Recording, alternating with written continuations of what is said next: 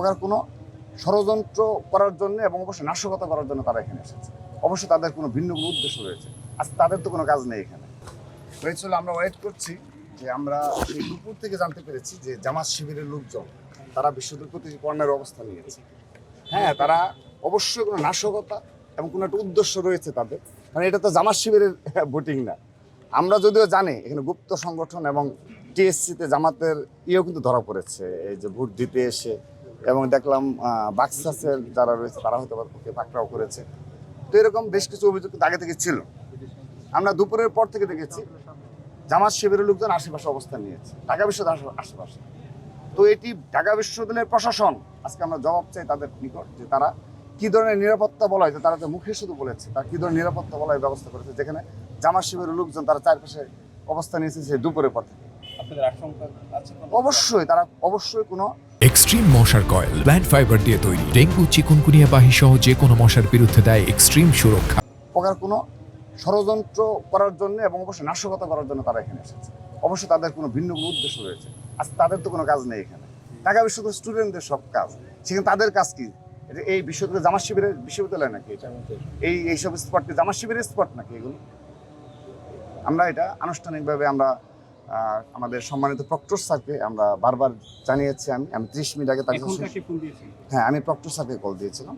আমি আর 30 মিনিট আগে স্যারকে কল দিয়েছি যে স্যার বিশ্ববিদ্যালয়ের চারপাশে কোনো অনাকাঙ্ক্ষিত পরিস্থিতি সৃষ্টি হতে পারে, তো তার জন্য কিন্তু পুরোপুরি জামাত শিবির এবং এই বিশ্ববিদ্যালয় প্রশাসনই থাকবে। আর বিশ্ববিদ্যালয়ের প্রশাসন যদি না জানে সেটা আপনাদের বলেন যে আপনারা অপারগ, আপনাদের সেই সামর্থ্য নেই তাদেরকে কিছু বলার মতো, কিংবা আপনারা মানে আরও যা বলার সেটা বলেছে। স্যার আমার সময় নিয়েছে, তো এখন আমরা ওয়েট করছি, কিন্তু আপনাদের সামনে তো কথা বললাম। তো এখন স্যার আমাকে জিজ্ঞেস করছে যে কারা, মানে কখন, কোথায়, স্যার আমাকে জিজ্ঞেস করছে। তো এটা কিন্তু ঢাকা বিশ্ববিদ্যালয়ের সকল স্টুডেন্টরা জানে। আপনি জিজ্ঞেস করেন যে দুপুরের পর থেকে ঢাকা বিশ্ববিদ্যালয়ের আশপাশে জামাত শিবিরের, আমরা যে বারবার বলি যে তারা দেশের জন্য নীলক্ষেত মোড়ে, শাহবাগ মোড়ে, পলাশী মোড়ে, তারপর আপনার এই যে বার্ন ইউনিটের সামনে, এখানে আপনারা যেতে পারেন, গিয়ে দেখে আসতে পারেন। তাদের নেতাকর্মীরা এখানে অবস্থান নিয়েছে। ধন্যবাদ সবাইকে। এটা তারা বলতে পারবে, তারা কিন্তু তারা যদি মনে করে ঢাকা বিশ্ববিদ্যালয় তাদের, অবশ্যই তারা কোনো নাশকতার উদ্দেশ্যে, সন্ত্রাসী কর্মকাণ্ড পরিচালনার উদ্দেশ্যে তারা এই করে, তাদের অতীত ইতিহাস তাই বলে। কারণ আজকে তো তাদের কোনো নির্বাচন না, এটা কি জামাত শিবিরের নির্বাচন হলো আজকে? আপনি জানিয়েছেন, প্রশাসন কি বলেছে যে তারা কোন ব্যবস্থা নেবে? তারা তো আমার কাছ থেকে এখন প্রথমত বলছে আমি সময় চেয়েছি তাদেরকে অবহিত করার জন্য। এখন তারা বলছে তারা মানে এরকম কিছু হয়েছে, তারা তো বিস্ময় প্রকাশ করলো।